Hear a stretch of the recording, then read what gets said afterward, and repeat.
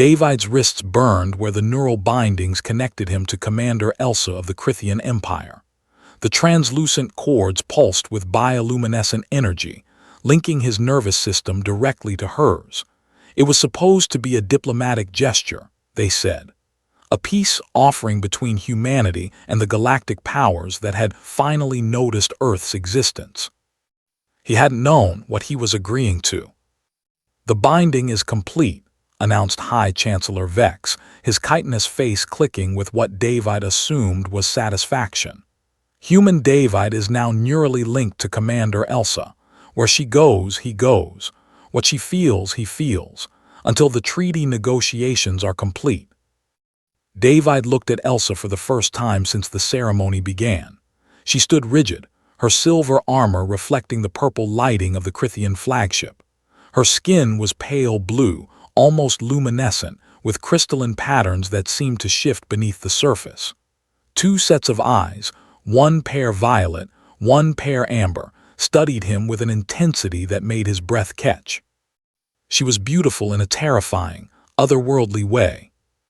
"This is barbaric," David muttered, pulling against the neural cords. Pain shot through his temples immediately and he gasped. "Don't resist," Elsa said, her voice like ice cracking over deep water. "The binding punishes resistance. Accept it, human, and it won't hurt." Over the next 3 days, David learned just how little he understood about Commander Elsa. The first incident happened in the diplomatic quarters. A Charlan ambassador, a massive reptilian creature with acid-dripping fangs, had cornered David in a corridor, demanding to know Earth's military capabilities. The neural binding meant Elsa felt his spike of fear instantly.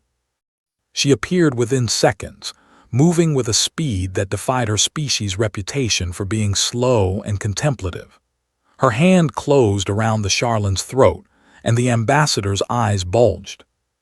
"You will not touch what is bound to me," Elsa said quietly, too quietly.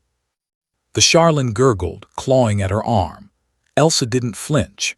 The crystalline patterns on her skin began to glow, brighter and brighter, until the corridor filled with blinding light. When David's vision cleared, the Charlan lay unconscious on the floor, smoke rising from its scales. What did you do?" David whispered. Elsa turned to him, her violet eyes dimming back to their normal hue. "I protected my bound, as is my duty." "You could have killed him." "I considered it." She walked past him, and the neural cords forced him to follow. "But interstellar incidents are tiresome paperwork." The second incident revealed even more. During a war strategy session, one David attended only because the binding wouldn't let him leave Elsa's side, a holographic display showed humanity's home system. Earth hung there, small and blue and vulnerable. The Crithian admirals discussed it like a chess piece. The human world would make an excellent staging ground for the Outer Rim campaigns, Admiral Kresh suggested. Its location is strategically valuable. "You mean invade Earth?" David stood, fury overriding caution. Through the neural link he felt Elsa's sudden spike of something, interest, amusement. "Sit down, human," Kresh sneered. "You have no voice here." "Actually," Elsa interrupted, her voice cutting through the room like a blade, "he does. Anything bound to me has my authority." She stood, and every admiral in the room tensed. "And I say this, Earth is under my protection. Any fleet that approaches it without my authorization will be considered hostile." "You overstep, Commander," Kresh growled. Elsa's 4 eyes fixed on him. The temperature in the room seemed to drop. "Do you challenge me, Admiral?" The silence stretched. Finally, Kresh looked away. "No, Commander." As they left the chamber, David grabbed Elsa's arm. "Why did you do that? You don't even know my people."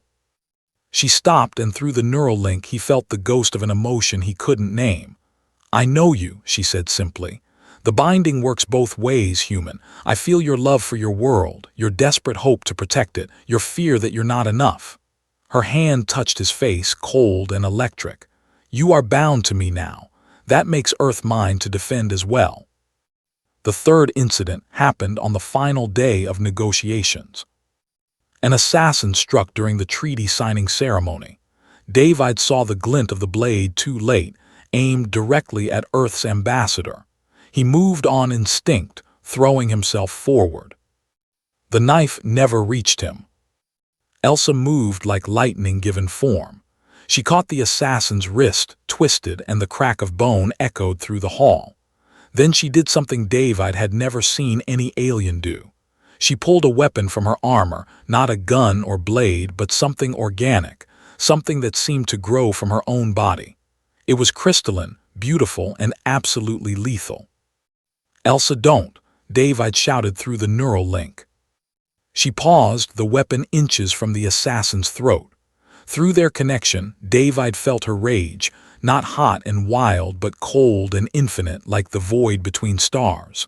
This was what she truly was, not a diplomat, not a commander bound by protocol. A weapon herself. "Please," David whispered, not sure if he spoke aloud or through their bond. Slowly, Elsa lowered the crystalline blade. It retracted back into her skin. She threw the assassin to the security forces and turned to David. "You stopped me," she said, wonder in her voice. "You would have regretted it," he replied. Through the neural binding, understanding flowed between them. She had been a weapon for so long, she'd forgotten how to be anything else. And he had been so focused on protecting humanity, he'd forgotten that even dangerous things can choose gentleness. "The binding ends tomorrow," Elsa said that night as they stood on the observation deck watching Earth rise in the viewscreen. "The treaty is signed. You'll be free." David felt the neural cords pulse against his wrists. Free. The word should have filled him with relief. Instead, he felt the echo of Elsa's emotions through their link. Loneliness, like an endless winter. "What if I don't want to be free?" he asked quietly. Her four eyes turned to him, surprised, hopeful. "What if," David continued, "some bindings are worth keeping?" Elsa's hand found his, cold and electric and absolutely right. "Then we renegotiate the terms," she said, and for the first time since they'd met, she smiled. Together. The neural cords pulsed between them, no longer a chain, but a bridge. And David realized that the most dangerous thing about Commander Elsa wasn't her power or her crystalline weapons or her reputation as the Empire's most feared warrior. It was how easily she could make him want to stay bound to her forever.